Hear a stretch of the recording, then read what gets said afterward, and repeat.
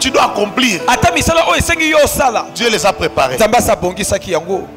S'il a préparé les œuvres que tu dois accomplir, ça veut dire quoi?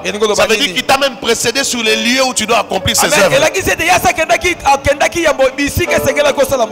Il t'a précédé là où tu dois accomplir ces œuvres. Il a préparé les hommes que tu dois rencontrer.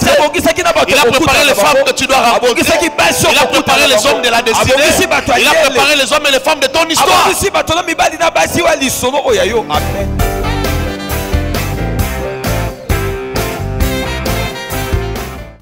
Nous continuons à parler de la vision. Et ce soir, nous parlons de la vision selon Dieu. La vision selon Dieu. Hier, j'étais en train de dire, aidez-nous à tuer l'écho, s'il vous plaît. Hier, j'étais en train de dire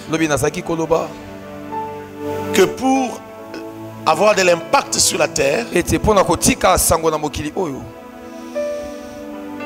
il faut savoir qui on est. Il faut connaître la mission qui est attachée à ta personne. Et il faut avoir une vision pour atteindre ta destinée. Amen. Amen. Amen. Jérémie chapitre 1 verset 5 dit. Jérémie 1 5 Jérémie chapitre 1 verset 5. Jérémie chapitre 1 verset 5 il dit. Avant que je ne t'eusse formé dans le ventre de ta mère, je te connaissais. Et dans le ventre de ta mère, je t'avais consacré. Et je t'avais établi prophète des nations. Avant que tu ne sois dans le ventre de ta mère, je te connaissais. Tu n'avais pas encore vécu. Tu n'avais pas encore une personnalité. Mais moi, je te connaissais. La personnalité, le comportement d'un homme, d'une femme est attaché à son âme. Mais lorsque tu n'étais pas encore dans le ventre de ta mère, tu n'avais pas encore d'âme. Parce que l'âme naît du contact de l'esprit et de la chair. Mais avant que tu ne sois dans le ventre de ta mère, moi je te connaissais. De quoi est-ce que Dieu parle ici? Il parle de ce qu'il a planifié. Il parle de ta destinée. Il parle du projet qu'il a fait. Tu es le projet de Dieu. Je veux que quelqu'un crie et dise: je suis le projet de Dieu. Je suis le projet de Dieu. Est-ce que quelqu'un peut le dire plus fort? Je suis le projet de Dieu. Toi, tu es le projet de Dieu. Dieu a planifié quelque chose. Et il t'a envoyé sur la terre pour accomplir un dessein. C'est pourquoi Dieu se fâche à chaque fois que les hommes obscurcissent ses desseins. Il ne va pas se fâcher seulement contre les autres, même contre toi aussi. Tu es l'acteur principal de l'accomplissement de ses desseins. Quelqu'un dit Amen. Amen. Lorsque tu connais qui tu es, lorsque tu sais pourquoi tu es venu sur la terre, et qu'il naît en toi une vision. Hier, notre dernier point était la planification. Tu as une vision et tu planifies ta vision. C'est-à-dire tu prends ta vision, tu la subdivises en échéance par rapport au temps, et tu affectes à chaque échéance des moyens et un objectif. Comme ça, lorsque tu avances, tu sais savoir si tu es en retard ou pas. Tu dis en 2025 j'arriverai à tel stade.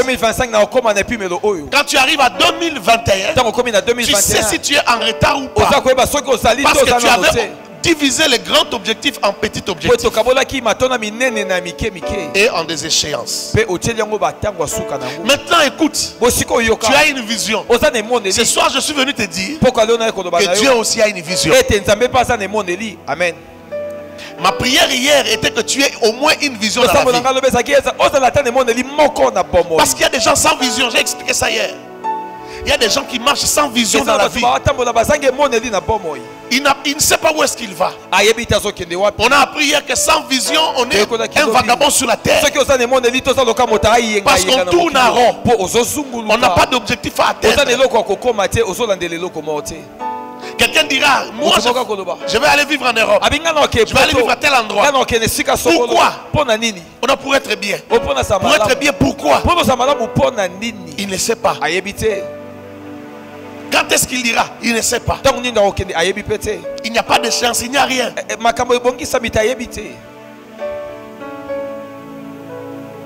La vision d'une vie ne peut pas être le lieu d'établissement. Le lieu d'établissement est attaché à ta mission sur la terre. Quel que soit le lieu où Dieu t'a établi, tu dois avoir une vision pour ta vie. Ta vision, c'est pour accomplir la mission pour laquelle Dieu t'a envoyé sur la terre. Hier, j'ai longuement expliqué. Mais ce soir, j'aimerais attirer ton attention sur quelque chose de très important que nous négligeons souvent. C'est que Dieu aussi a une vision pour nos vies. Et ça peut entrer en conflit avec ta vision. Quelqu'un m'a compris? Amen. Est-ce que tu as compris cette introduction-là? Amen. Si tu as compris, je peux avancer. Amen. Dans Ephésiens chapitre 2 verset 10. Oui, dans Ephésiens 2 verset 10. La Bible dit ceci.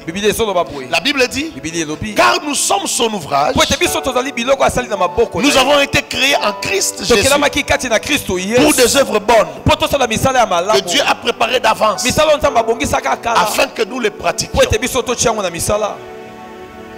Nous sommes son ouvrage. Il a été créé en Jésus pour accomplir des œuvres bonnes que lui a préparées d'avance. Les œuvres que tu dois accomplir sur la terre, les œuvres de ta vision ont été préparées par Dieu. Ça veut dire quoi? Si tu as une vision de ta vie et que la vision de ta vie t'amène à accomplir des œuvres qui n'ont rien à voir avec ce que Dieu a prévu d'avance, tu as raté ta destinée et tu rateras aussi ta récompense. Parce que ta récompense est attachée au plan de Dieu. Dieu t'a appelé à être un bon avocat, un avocat chrétien qui gagne les âmes dans son travail d'avocat. Toi, tu t'improvises pasteur parce que tu sens l'onction. Tu as raté ta destinée. Tu peux avoir une église de 1000 personnes, mais tu n'auras pas de récompense au ciel pour cela. Parce que tu travailles au poste de quelqu'un d'autre. Est-ce que c'est clair? Amen. Ce que tu fais n'a rien à voir avec Dieu. Tu accomplis seulement un passage de la Bible qui dit que l'évangile n'est pas moins prêché. C'est un verset que tu accomplis dans ta vie, mais tu ne fais pas le travail de ta vie. Tu ne fais pas le travail de ta vie. Quelqu'un me comprend-il? Amen. Si tu me comprends, dis Amen. Que je sache que tu as compris. Pose la question à ton voisin. As-tu une vision dans la vie? Sais-tu qui tu es? Pose la question. Non, pose la question bien. Sais-tu qui tu es? C'est important de lui poser cette question. Dis-lui, bon, maintenant si tu connais ta vision, connais-tu la vision de Dieu pour ta vie? Amen. Connais-tu la vision de Dieu pour ta vie?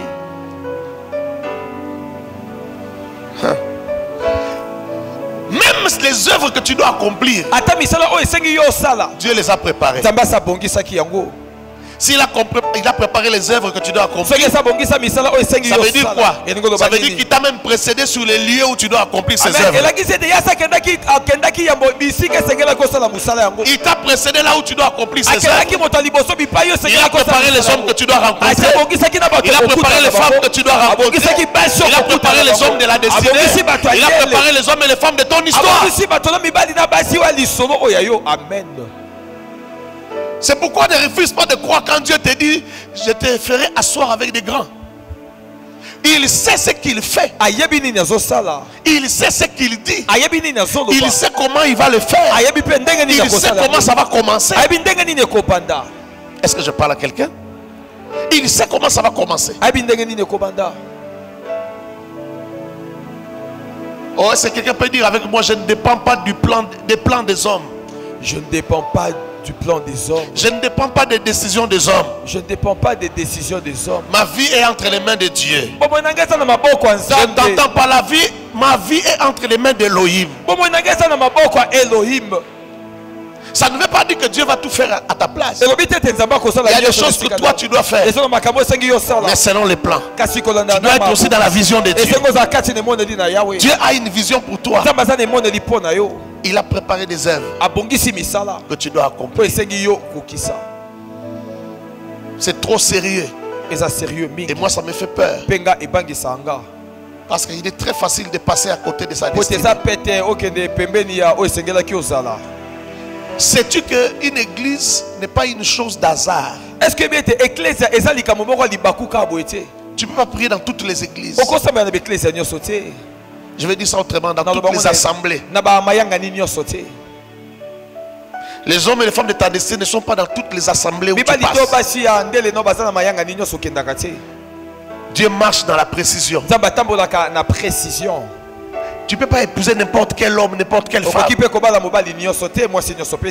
C'est pourquoi il y a des gens qui ont des grâces de Dieu, qui ont des appels de Dieu, mais qui vivent en dehors de leurs appels à cause des gens qu'ils ont épousés.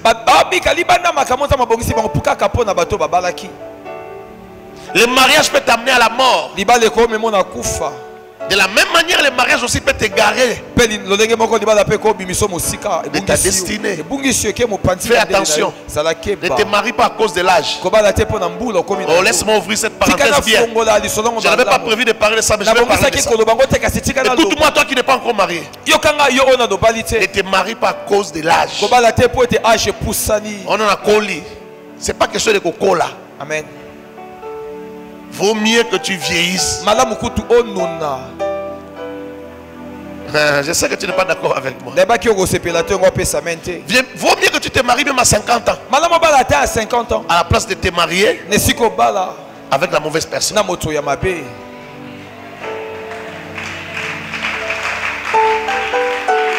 Oh, les filles auront du mal à acclamer, je sais. Douleur, douleur. Bazoga douleur.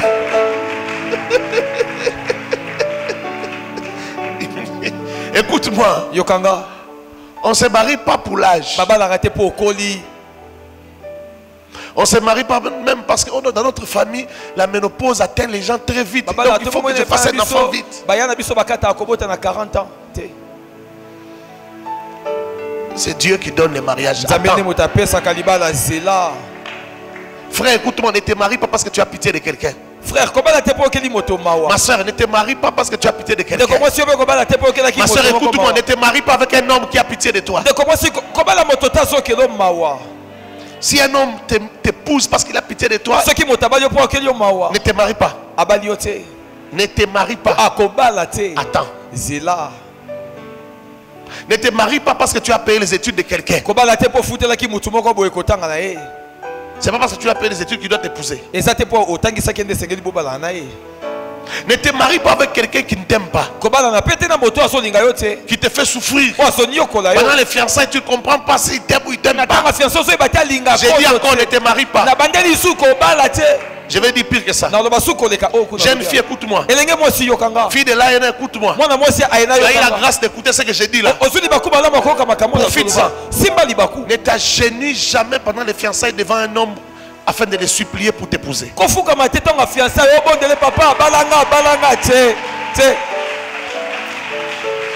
C'est une grosse erreur qu'il ne faut jamais faire dans la vie. Quand un homme te dit je ne veux pas de toi, laisse-le partir. Sinon tu vas souffrir toute la vie. Ne t'agenouille jamais. Bébé, souviens-toi. Frère, ne fais jamais, maman, ne fais jamais ça. Non, ça la moitié. Soka boy tika sani. Akende.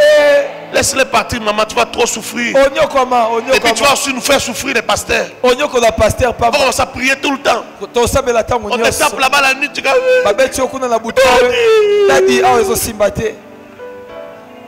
Vous savez, en ce moment, on a tellement pitié que on ne sait pas te dire, on t'avait dit. J'ai vu des gens faire semblant d'aller au marché et venir me chercher en plein midi. Des gens qui disaient, oh, le mariage n'est pas sorcier. Le mariage est sorcier. Le mariage est trop compliqué. Sans les principes de Dieu, tu ne peux pas réussir. Je ne connais pas quelque chose de difficile dans les relations humaines comme le mariage. Est-ce que jeune fille, tu m'as écouté? Ne suis plus jamais un homme pour qui reste. Tu dois épouser un homme qui t'aime beaucoup. Tu dois épouser un homme qui t'aime exagérément. Quand il t'a pas envoyé bisous bébé, il ne dort pas. Tu es fiancé et tu as 3 coups. Quand tu vas te marier, tu en auras 450. Je ferme la parenthèse. Profite. J'ai dit à quelqu'un profite. J'ai dit à quelqu'un profite. J'ai dit profite de cette sagesse-là. Regarde Jésus. Jésus est né pour sa mission sur la terre. Il est né pour te sauver, pour me sauver. Autrement dit, Jésus est né pour mourir. Jésus est né pour monter à Golgotha et donner sa vie pour nous. Il pouvait le faire même à 18 ans. Il pouvait commencer son ministère même à 18 ans. Mais Jésus était le fils d'un charpentier. Il a appris à faire le travail de charpentier. Certains historiens disent même qu'au fait Jésus était le PDG d'une entreprise de construction. Après la mort de Joseph, Jésus a continué à gérer cette entreprise familiale jusqu'à 30 ans. Il a appris le métier de charpentier depuis qu'il était tout petit. Il a mûri. Lui qui était Dieu. 100% homme, 100% Dieu. C'est seulement après ça qu'il commence son ministère. À 30 ans. Et il fait 3 ans et demi, il meurt. Ce n'est pas la durée du temps que tu prends. Ce n'est pas la durée du temps que tu prends pour accomplir les œuvres de ta destinée qui compte le plus. Mais c'est la bonne préparation qui compte. Amen. Est-ce que je parle à quelqu'un? Amen, papa. C'est la bonne préparation qui compte. Maintenant regarde le problème. Si tu sais où tu vas, tu sais que c'est Golgotha, ta destination. Tu risques à 18 ans. Tu risques à 18 ans. Tu te lèves le matin. Tu dis bye bye maman Marie. C'est fini, je dois partir. Je dois accomplir mon travail. Non. C'est là que beaucoup de gens échouent. Beaucoup de gens sont pressés de faire des choses que Dieu ne les a pas demandé de faire. Ce sont les œuvres de ta destinée. Mais ce n'est pas encore le moment. Il faut connaître les moments. Il y a des marches à monter. Il faut savoir à quel niveau tu es. Qu'est-ce que tu dois faire à tel niveau. Tu dois rester là pendant combien de temps.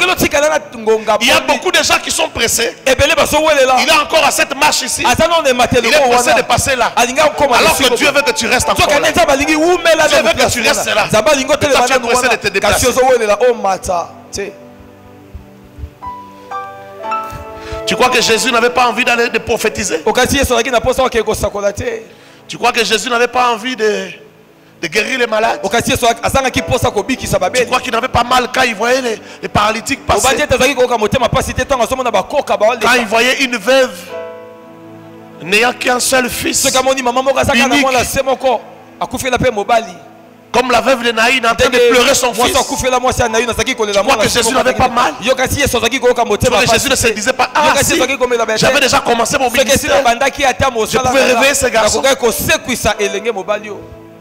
Ça lui faisait mal. Mais ce n'était pas le temps. Dis à ton voisin, fais attention avec le temps. Le temps est un facteur important dans la marche vers ta destinée. Quand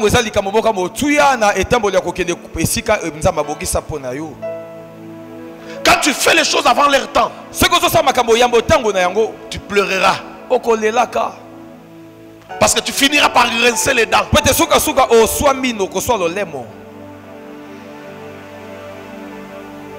Il y a des moments où Dieu veut que tu t'asseyes, que tu apprennes, que tu endures, que tu souffres, que tu apprennes à t'habituer à la douleur, que tu apprennes à t'habituer à la souffrance. Ce n'est pas une malédiction, mais Dieu qui t'enseigne. Cherche à savoir est-ce que c'est Dieu ou c'est une malédiction. Il y a des moments où Dieu veut que tu restes là. Oh, je suis en train de vieillir. Frère, même en 2 ans tu peux produire de l'impact sur la terre et partir. Jésus n'a travaillé que pendant 3 ans et demi. Et il a fini. Nous prenons 30 ans, 40 ans de ministère. Jésus n'a fait que 3 ans et demi, il a fini. Amen. Parce que le temps de préparation était correct. Quand il fallait commencer son ministère, il se retira pendant 40 jours et 40 nuits. Il pria son Dieu et il commença son travail. 3 ans et demi après, il avait tout accompli. À la croix, il a crié, tout est accompli. Tous les actes que je devais poser, je les ai posés. Toutes les phrases que je devais dire à la croix, je les ai dites. C'est ça, tout est accompli. Il y avait des prophéties qui parlaient de ce qui, du scène, comment dire, de la scène de la croix. On disait qu'on allait lui donner le vinaigre à la place de l'eau. On disait qu'on allait le percer. Tout ce qui était prévu et prédit par les prophètes, il a accompli. Et il a dit, tout est accompli. Père, reprends mon esprit. Parce que j'ai fini, j'ai tout fait. Toutes les prophéties de tes prophètes se sont réalisées.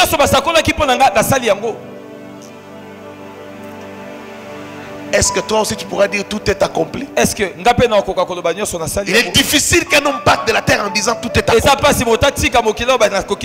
Tu as raté les œuvres de ta destinée. Là où il fallait avoir de l'impact, tu as raté. Là où tu devais influencer les hommes, tu as raté. Là où tu devais t'élever, parler, tu as raté. Là où tu devais te préparer et avoir le discours qu'il faut, tu as raté. Là où il fallait épouser la femme de ta destinée, tu as raté. Là où tu devais rester à la maison, éduquer les enfants que Dieu a envoyé à ton adresse, à cause de ta destinée, à cause de leur destinée, tu as raté. Tu as imité quelqu'un qui n'avait pas une destinée qui te ressemble. Tu passais tout ton temps en dehors de ta maison, alors que Dieu t'avait envoyé des anges, des hommes mission que tu devais éduquer. C'est pour ces enfants-là que tu avais souffert. Tu as beaucoup souffert dans ta vie pour avoir les bagages, la matière à inculquer à ces enfants-là. Je parle à quelqu'un ici. C'est peut-être pour ça que tu t'es même marié en retard. Parce que tu devais souffrir et acquérir les bagages pour ces femmes et hommes et hommes mission que Dieu t'a envoyé dans ton foyer. Il n'y a pas de hasard. Il n'y a pas de hasard. Frère, quand toi tu me regardes, un homme comme moi et une femme comme ma femme, on peut produire quel type d'enfant? Ça serait être manquer de l'intelligence que de penser que Dieu nous a envoyé seulement des enfants. Non, il a envoyé des enfants en qui il a mis des bagages qui vont être aiguisés, les grâces qui vont être aiguisées par ce qu'il a mis en nous. Quelqu'un me comprend? Amen. Quelqu'un me comprend? Amen. J'aime dire que beaucoup de gens pensent que nourrir les enfants, les envoyer à l'école, les habiller, c'est ça éduquer. Non, c'est pas suffisant. Il y a un travail d'éducation à faire. Tu dois parler avec les enfants. Les enfants que tu là sont les fruits de ton travail que tu as mal fait. Quelqu'un va me dire, il y a des enfants qui naissent têtus. Un enfant même s'il naît têtu, il peut être éduqué. Regarde à l'école. Tu vas voir, il y a des enseignants. Des enseignants de première primaire et deuxième primaire. Il y a des bons enseignants en première et deuxième. Même si l'enfant ne sait pas lire. Même si tu essayes à la maison, tu n'arrives pas. Tu donnes des chiffres à l'enfant. Tu cries. Donne seulement cet enseignant-là. Tu vas voir 2 semaines après. Sans crier, sans taper, l'enfant commence à écrire. C'est la manière d'éduquer. Tu peux élever ton enfant sans jamais le taper, mais il t'écoute à chaque fois que tu parles. Quelqu'un m'a compris, je peux avancer. Amen. Oh papa, au monde, tu as échoué.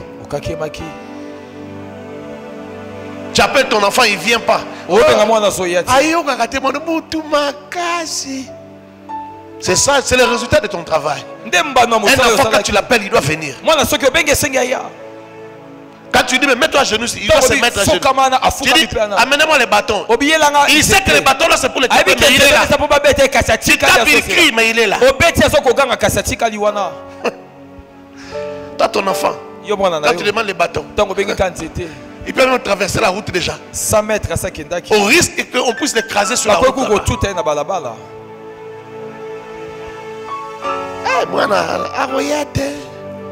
Toi, tu appelles ton enfant Aroyate.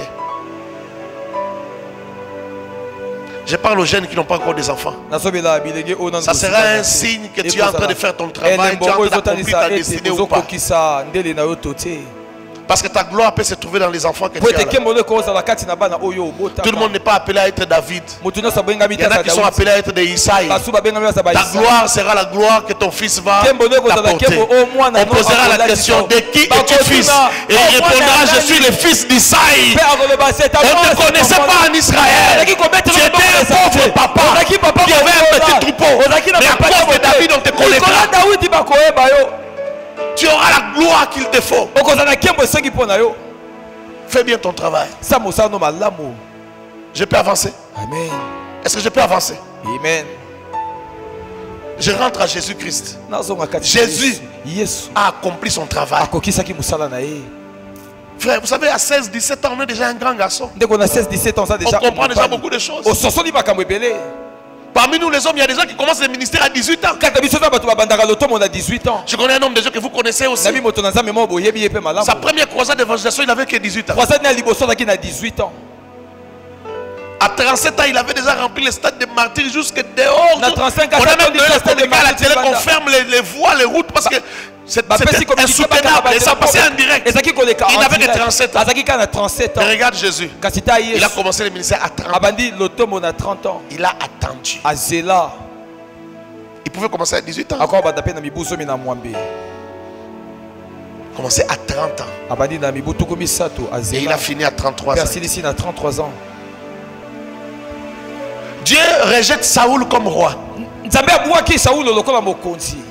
Il veut instituer ou établir un autre roi. Il envoie Samuel. Il dit, j'ai choisi un fils d'Isaïe comme roi à la place de Saoul que j'ai rejeté. Arrête de pleurer pour Saoul. Jusqu'à quand tu vas continuer à pleurer pour Saoul? Je l'ai déjà rejeté, c'est fini. Alors va chez Isaïe, tu vas voir un nouveau roi. Il dit, si je vais là-bas et que Saoul le roi l'apprend, il va me tuer. Il dit non, tu ne vas pas lui dire que tu vas voir le roi. Tu vas dire que tu vas sacrifier. Prends un animal, va sacrifier. Tu diras que tu es venu faire un sacrifice. Mais quand tu seras là pour faire le sacrifice, moi je te dirai comment tu vas faire. tu appelleras les fils, et tu appelleras Isaïe et tous ses enfants. Et pendant la cérémonie, tu vas rendre l'un de ses enfants que je te montrerai comme roi d'Israël. Frère, David avait quel âge? Il a été oint comme roi. Il n'avait pas encore 16 ans, il n'avait pas encore 17 ans. Lis bien ta Bible. Lorsque le prophète Samuel a vu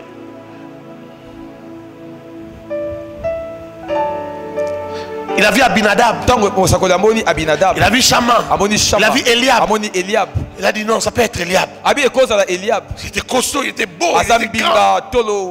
Dieu dit non, c'est pas celui-là. Le troisième. Il dit ne regarde pas comme les hommes regardent. Moi je ne regarde pas l'apparence physique, moi je regarde le cœur. C'est-à-dire je regarde la disposition du cœur et je regarde la droiture du cœur. Je regarde un cœur qui peut me servir avec fidélité. Pas ces gens-là, je les ai rejetés. Il arrive jusqu'au 7e fils. Personne. Le prophète Samuel pose la question. Est-ce là tous les fils que tu as? Oh non, j'ai un autre. Le cadet, le tout petit. Il l'appelle le tout petit. Il est là-bas en plus en train de garder le tout petit. Dis à ton voisin le tout petit. Le tout petit. La Bible ne précise pas quel âge il avait. Mais si tu lis bien à partir de ce chapitre jusqu'au chapitre 31, tu te rendras compte que ce petit n'avait même pas 17 ans, même pas 16 ans. C'est quand il va se battre avec Goliath quelques années après. C'est en ce moment-là qu'il pouvait avoir 17-18 ans. Mais c'était quelques années après. C'était pas tout de suite après. Quelqu'un me comprend? Amen. Lis donc le chapitre 16, verset 11 à 13. Chapitre 16, 1 Samuel 16, 11 à 13. 1 Samuel 16, 11 à 13. On l'a oint comme roi. On a versé l'huile sur lui. La Bible dit, dès ce jour, l'esprit de l'Éternel le saisit. Il avait l'esprit de l'Éternel. Mais il ne devint pas roi. Il ne fit pas de rébellion pour devenir roi. Parce qu'il avait l'esprit de l'Éternel. Parce qu'il avait l'onction. Donc le choix et l'esprit. L'esprit l'avait saisi déjà. Frère, même si tu fais tomber les gens, même si tu prophétises, ça ne veut pas dire que le temps de ton ministère est arrivé.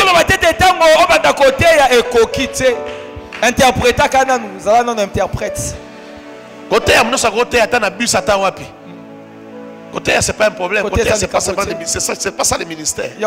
Mais ce n'est pas le moment de dire je vais faire un ministère. Ministère international, ministère mondial du toucher. Ministère mondial, l'œil de Dieu. Parce que toi tu vois. Est-ce que Dieu t'a dit de commencer un ministère? Alléluia. Amen. Alléluia. Amen. Vous savez, Dieu a prévu tout genre de ministères. Il y a même des ministères qui sont attachés à des hommes qui n'ont pas été appelés au ministère de la parole. Comme les ministères d'encadrer de couple. Dieu peut t'appeler pour que lorsque tu atteindras une certaine maturité dans la foi, tu puisses encadrer le couple. Mais ce n'est pas dans les 5 ministères. Ce n'est pas un ministère public.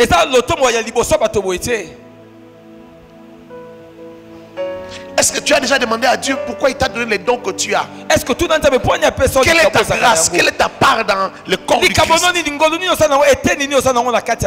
Quel est le rôle que tu dois jouer exactement? Dieu t'a déjà parlé, c'est toi qui es trop dédié.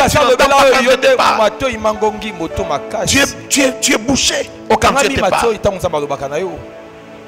La Bible dit tel il est, tel nous sommes. Sa vie est comme la vie de Jésus. Tu n'es pas seulement un homme qui est né et qui doit mourir un jour. Tu as une mission à terre sur la terre. Tu as ta vision. Dieu aussi a une vision sur ta vie. Fais ce que Dieu attend de toi. Apprends là où Dieu veut que tu apprennes. Dieu t'a donné des parents qui peuvent t'envoyer à l'école. Va à l'école. Dieu t'a donné des parents qui peuvent t'envoyer à l'université. Vas-y. Ce n'est pas pour rien qu'il t'a donné ces parents-là. Profite totalement. Fais tout ce que tu dois faire. Quand j'étais en première année, en droit, la première année, pour la première fois dans ma vie, j'ai joué avec un score bizarre. Première session, j'ai fait 42%. Première session, 42%. J'étais tellement troublé que j'ai commencé à prier. J'ai dit, Seigneur, ça veut dire quoi? Je ne suis pas fait pour les études. Comment moi je peux faire 42%? J'ai jamais fait des choses comme ça. Et puis moi-même, je sens que je suis intelligent.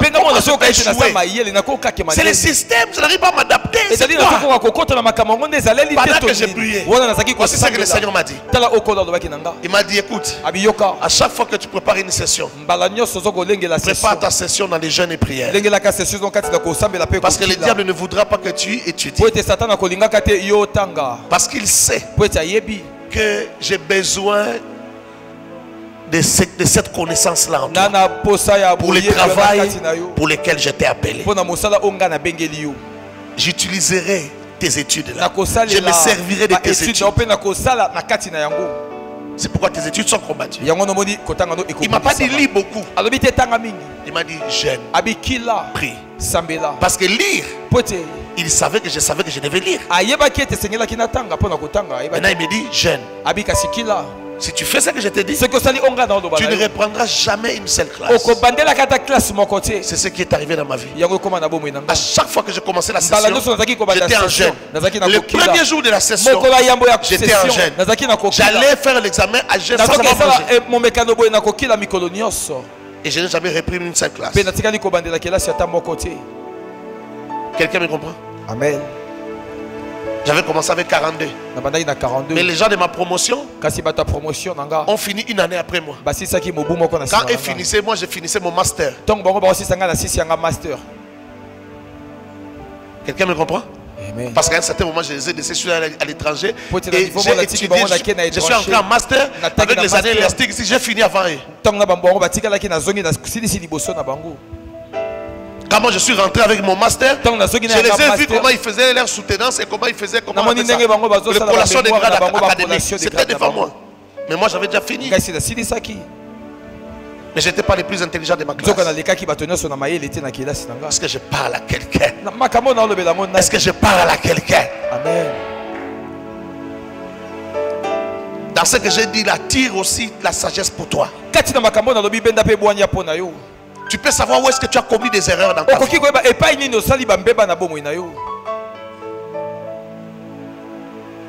J'ai dit à quelqu'un, tu peux te rattraper. Amen. Tu peux te rattraper là où tu as chuté, là où tu as fait des erreurs. Tu peux te rattraper. Comme tu es vivant, il y a encore de l'espoir. Vaut mieux un chien vivant qu'un lion mort. Même si tu es un chien, si tu es vivant, tu peux faire ce qu'un lion ne peut pas faire. Mais si tu es un lion et que tu es déjà mort, c'est terminé. Écoute, David.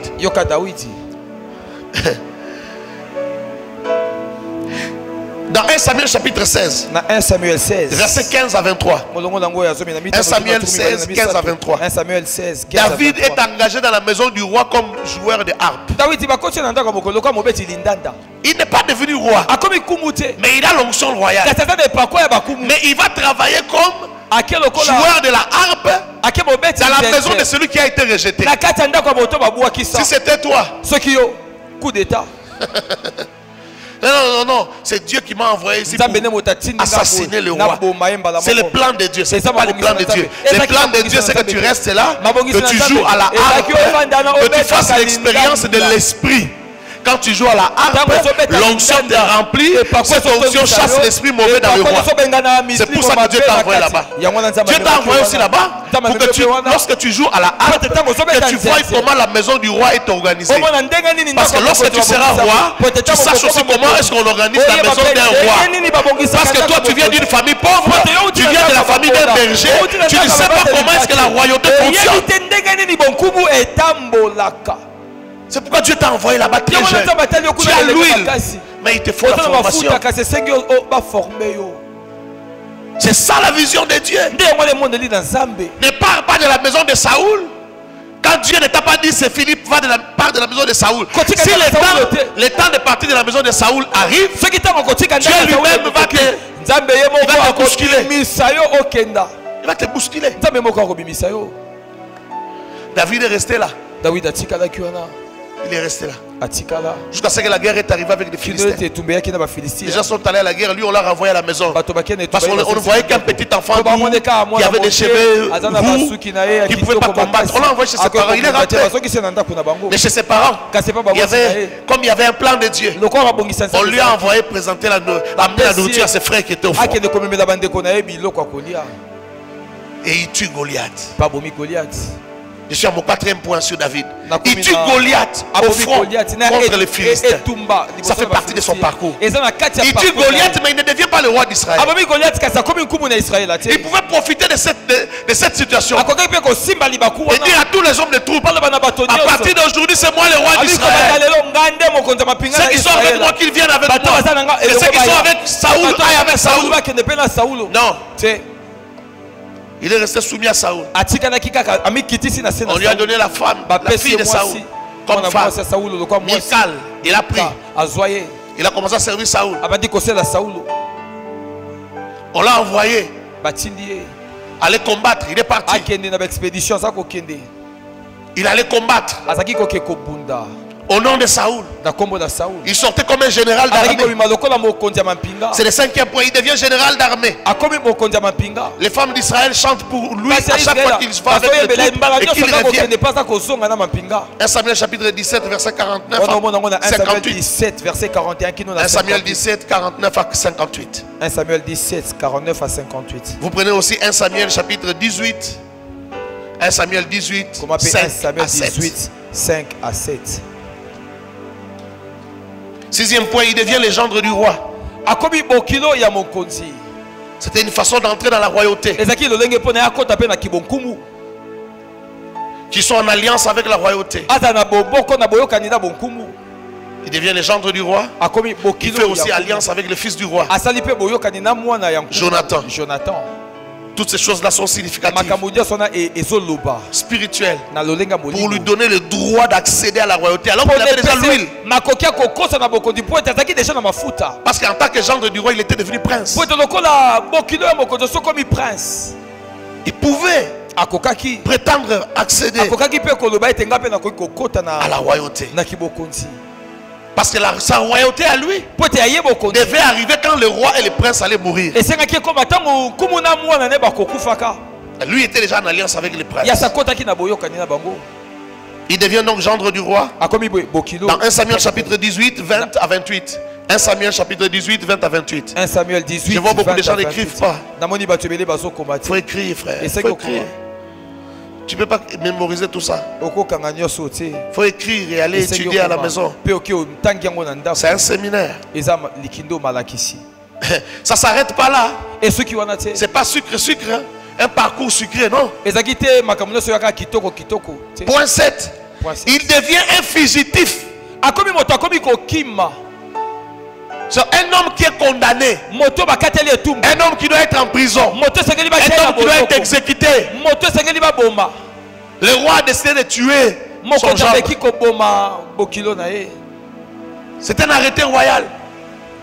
Bien qu'il soit secret, mais c'est un arrêté royal. Alors David commence à fuir, à se cacher partout. Un fugitif, un homme en cabale. Vous pouvez lire ça dans 1 Samuel chapitre 19. 1 Samuel 19. Jusqu'au chapitre 31. Tous ces chapitres-là, de 19 à 31, 12 chapitres. Où un homme est en train de fuir. Chapitre 19, 20, 21, 22, 23, 24, 25, 26, 27, 28, 29, 30, 31. Tous ces chapitres-là parlent de la vie de David. Mais en tant que fugitif, un homme qui est en train de fuir.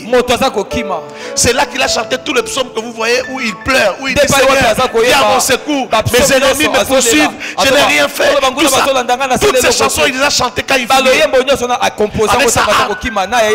Il fuyait au début, il fuyait seul. Jusqu'à ce qu'il a été rejoint par des hommes de rien. Il avait 600 hommes qui le suivaient. Parmi ces hommes-là, il a formé des combattants, des grands combattants, des vaillants de David. Il n'avait qu'une vingtaine d'années. Il n'était pas devenu roi. Et il n'avait jamais attaqué le palais royal pour prendre le pouvoir. Il a continué à fuir. Mais il a fait pire que ça. Il a fait pire que ça. David a fui Israël. Il est allé rester dans les pays des Philistins. Pourquoi? Et ça c'est très fort, ça me fait mal. Ça me fait très mal.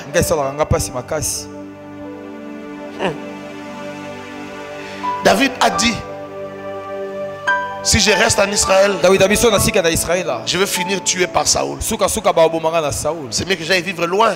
Il a abandonné la royauté. Il a oublié qu'on l'avait oint. Comme il ne pouvait pas tuer le roi, il se disait, je ne peux pas toucher à la tête du roi. C'était un roi de l'Éternel.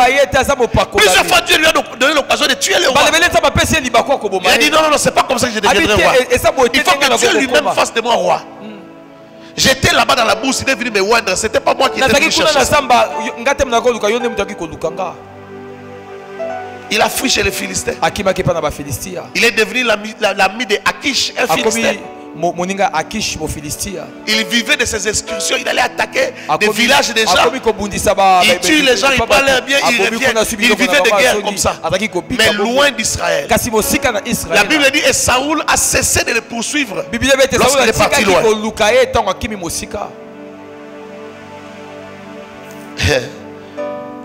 12 chapitres où monsieur était en train de fuir partout.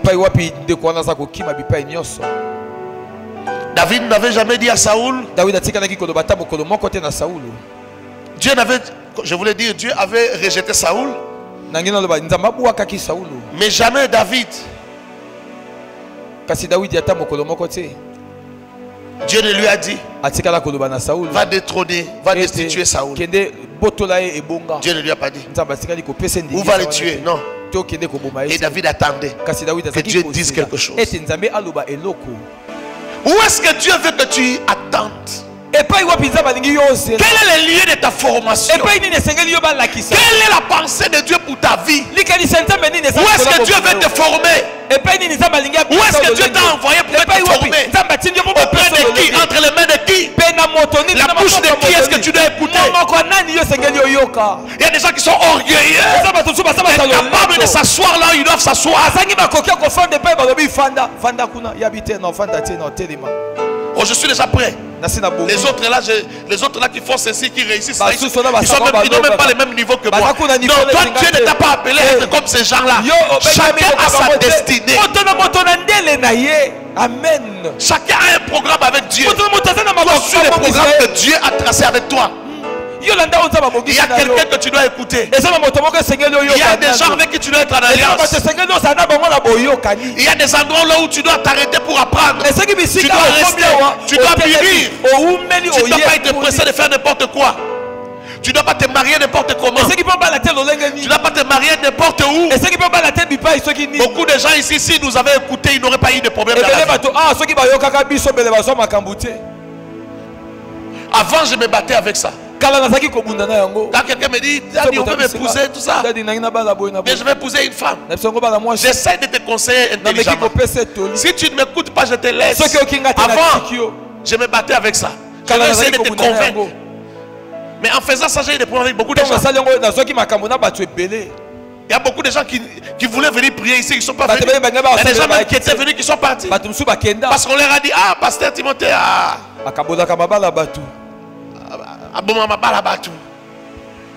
mais c'était pas ça. Je voulais aider les filles et les fils que Dieu m'avait donné. Je voyais quand quelqu'un veut se perdre, je vois. Un berger, son travail c'est quoi? C'est d'avoir la houlette et les bâtons. Quand la brebis veut aller à gauche, tu le remets sur le chemin. Mais nous sommes au 21e siècle. Ça nous crée des problèmes avec les gens. Aujourd'hui, je vais te parler intelligemment. Tu ne m'écoutes pas. Il faut écouter quand je te parle. Parce que je vais coder les messages dedans.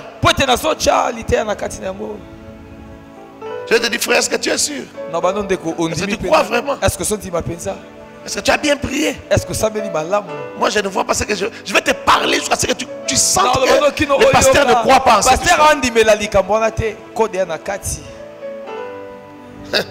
Maman, si tu ne comprends pas, c'est ton affaire.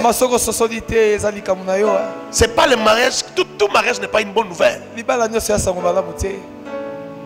Fais attention. Ce que Dieu veut faire de toi, c'est une source de vie. Une source de vie. Quand les gens te rencontreront, ils rencontreront la vie. Dieu t'a envoyé sur la terre pour que tu communiques la vie aux hommes. Tu n'as pas besoin d'être pasteur pour communiquer la vie aux hommes. Tu n'as pas besoin d'être pasteur pour communiquer la vie aux gens. Dans ta destinée là, Dieu a fait de toi une source de vie. Alors laisse Dieu te former pour que tu sois efficace, pour que les résultats soient efficients. Laisse Dieu te préparer, laisse Dieu te former. Tu es une source de vie. Ceux qui boiront de ton nom se réjouiront. Ceux qui boiront de ton nom béniront le nom de l'Éternel. Ceux qui boiront de ton nom célébreront le nom de l'Éternel. Ceux qui boiront de ton nom danseront les louanges du Seigneur. Ceux qui boiront de ton nom témoigneront jusqu'à la télé. Ils diront non, depuis que j'ai épousé une femme, cette femme ici, j'ai eu la vie. J'ai eu la vie. J'avais beaucoup souffert, mais j'ai trouvé la vie. J'ai trouvé la vie. Elle est une bénédiction même pour toute ma famille. Sa présence a béni toute ma famille. Dans ma famille, il n'y avait jamais la paix. Mais depuis que j'ai rencontré cette femme, la paix est dans toute ma famille. Frère, tu as sauvé toute une famille, maman. Tu t'es marié pour sauver toute une famille. C'est une mission. C'est une destinée. Amen, Daddy. Mais il faut que Dieu t'amène. Qu'est-ce que c'est qui t'amène par toi-même? Laisse Dieu t'amener. Laisse Dieu te faire arriver là-bas. Est-ce que je parle à quelqu'un? Est-ce que je parle à quelqu'un? Je te parle de ta destinée. Je te parle de ton histoire. Je te parle de ta vie. Tu es une source d'eau vive. Tu es une source d'eau vive. Tu es une eau. Une eau qui calme les tensions. Une eau qui donne la vie. Une eau qui fait disparaître les maladies. Tu vas entrer dans la vie de quelqu'un. Les maladies de sa vie disparaissent. Tu arrives à un endroit. Tu as une bénédiction pour toute une ville. Parce que Dieu t'avait bien préparé. Parce que tu avais attendu le temps de Dieu. Tu es un médicament de Dieu. Amen. Tu es un médicament de Dieu. Celui qui te rencontrera, celui qui te boira, ne souffrira plus. Ne souffrira plus. Mais il sera béni. Sa vie sera bénie. Ce sera ta destinée. Ce sera ta mission. J'ai dit ce sera ta mission. Ça ne va pas finir comme ça.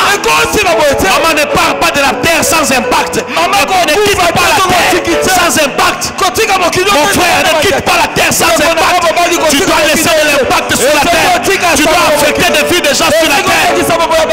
Tu dois affecter des histoires de gens sur la terre. Tu n'es pas venu accompagner les gens sur la terre, mais tu es venu écrire une histoire sur la terre. Tu es venu écrire une histoire sur la terre.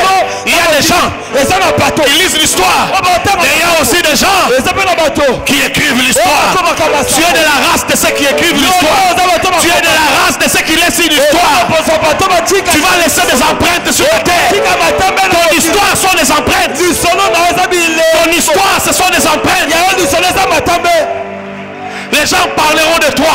Oh my God. Tes enfants raconteront ton histoire. Tes petits-enfants raconteront ton histoire. Ils diront, nous avions un grand-père extraordinaire. Nous avons vu une grand-mère extraordinaire.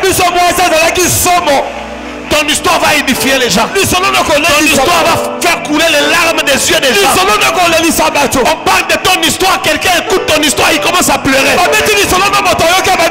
on parle seulement de ton histoire. On n'a pas encore fini de raconter. La personne pleure. La personne décide de donner sa vie à Jésus. La personne demande où est la rivière que vous puissiez me faire baptiser. À cause de l'histoire de votre grand-père. Amen. Le grand-père là, c'est toi. Le grand-père là, c'est toi.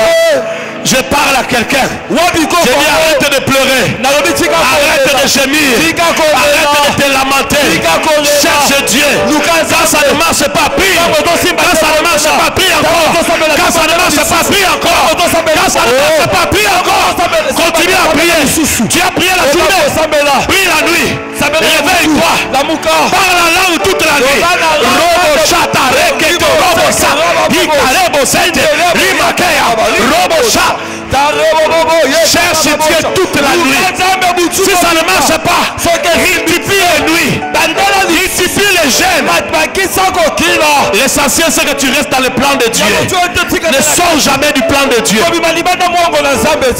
Ne cherche pas de raccourcis. Il ne faut pas chercher à écourter le temps de la souffrance. N'essaye pas d'écouter le temps de souffrance. Reste avec Dieu. Si c'est Dieu qui va te délivrer, qu'il te délivre quand tu pries. Qu'il vienne te délivrer quand tu pries. Qu'il vienne te délivrer quand tu gênes. Qu'il vienne te délivrer quand tu es en train de faire. Qu'il vienne te délivrer. Mais toi ne cherche pas de solution par toi-même. Sarah a voulu donner à son mari un enfant. Est-ce que ça a résolu un problème? Je te pose la question, est-ce que ça a résolu un problème? Est-ce qu'Ismaël a été une bénédiction? Attends Isaac. J'ai dit à quelqu'un, attends Isaac. J'ai dit à quelqu'un, attends Isaac. J'ai dit à quelqu'un, attends Isaac. Vous savez, les hommes qui ont vendu Joseph, ils étaient des vendeurs, les Madianites étaient des vendeurs de pommes. Des pommes étaient des médicaments qui guérissaient les gens en Égypte. Ces jours-là, ils sont venus. Ces Ismaélites, ils sont venus de leur marché, de leur recherche des pommes. Mais lorsqu'ils arrivent à Sichem, ils rencontrent une famille. Une famille de garçons qui veulent vendre leurs frères. C'est que les frères ne savaient pas. C'est que ces gens-là, Ismaélites, ne savaient pas. C'est que Joseph était un bombe. Joseph était un médicament. Joseph était un vice. Lorsqu'on l'a vendu chez Potiphar, la maison de Potiphar est devenue prospère. Il est allé en prison. Les gens ont trouvé la joie en prison. De la prison au palais royal. Il est devenu la solution pour le roi. Il est devenu la solution pour tout l'Égypte. Tu as une solution. Tu as une réponse de Dieu pour l'humanité. Mais tu le vivras. Tu le verras. Seulement si tu suis le pas de Dieu. Suis le pas de Dieu. Marche avec Dieu. Que l'Éternel bénisse sa parole. Que l'Éternel te bénisse abondamment.